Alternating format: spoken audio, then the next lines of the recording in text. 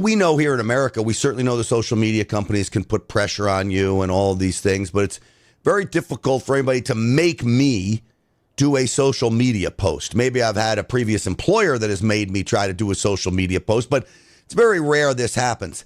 How does that work? You're a famous singer, you know, and are you in Taiwan? You talk about these stars, or are these stars in China? Where are they, and how does that work where they make you take down a post or post something?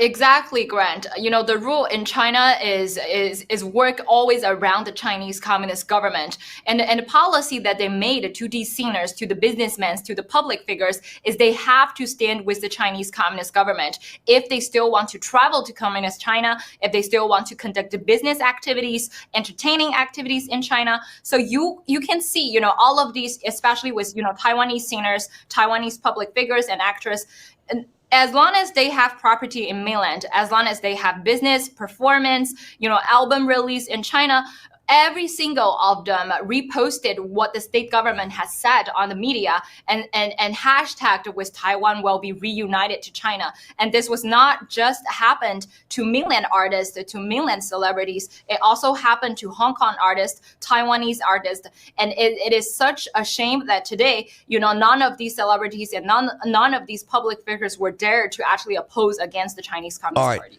So here's what I take away from this.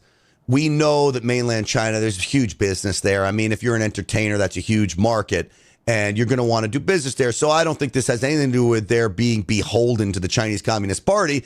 They just want the money that China will provide them by going and performing there. You know what this reminds me of, though, Aila? I'm thinking of you know, Chinese entertainers or Taiwanese entertainers that have ties to China. This is Hollywood. The Chinese Communist Party has literally told Hollywood to take scenes out of their movies if they want to be played in China. And Hollywood, lo and behold, ultimately agrees. And I think sometimes they actually take scenes or change parts of movies to air in the United States as well, as Hollywood becomes more and more beholden to China. I'm sure not because they love the CCP, but because it's all about the money.